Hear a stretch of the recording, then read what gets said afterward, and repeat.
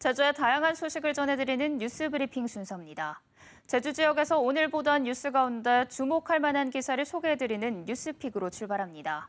오늘 살펴본 기사는 제주일보 김종광 기자의 파견 국가경찰 복귀 문의만 자치경찰 기사입니다. 제주도 자치경찰단에 파견된 국가경찰관 268명이 31일 전원 원대 복귀하면서 문의만 자치경찰로 전락할 상황에 놓였다는 보도입니다.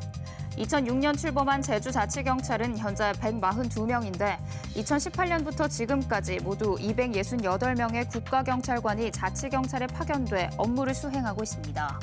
국가경찰관의 파견으로 자치경찰은 7곳의 지구대와 파출소에 접수된 112 신고 사건에 출동해 각종 사건, 사고에 대응해왔습니다.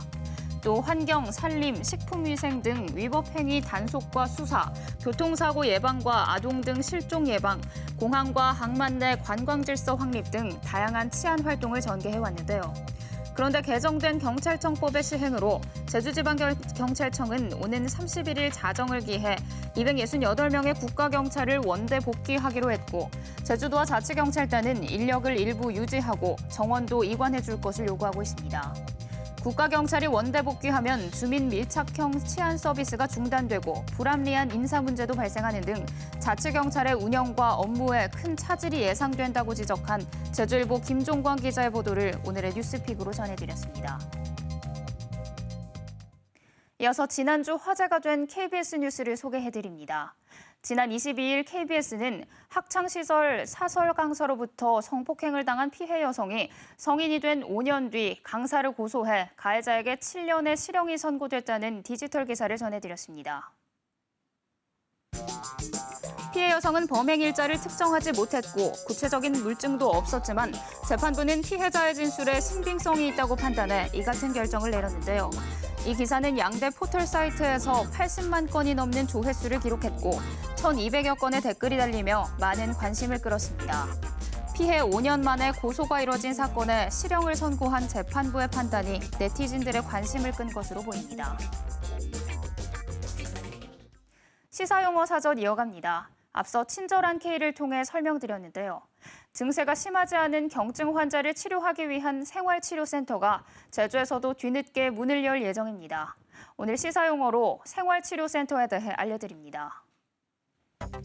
생활치료센터는 코로나19 환자 중 경증 혹은 무증상 환자를 격리해 생활하도록 하면서 치료를 지원하는 시설입니다.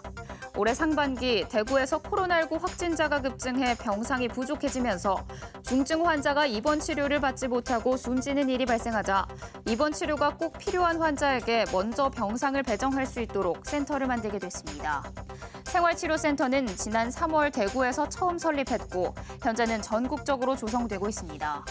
현재 제주를 제외한 전 지역에서 12,000여 개의 병상을 보유하고 있습니다. 생활치료센터에 입소하면 체온 측정과 호흡기 증상 등 매일 2회 자가 모니터링을 시행하고요.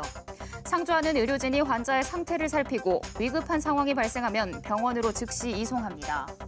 제주에서는 모레 처음으로 서귀포시의 생활치료센터가 문을 여는데요. 의료 지원과 생활 지원, 또 진료와 검체 채취뿐만 아니라 증상이 악화할 경우를 대비해 치료 연계 체계도 구축했습니다.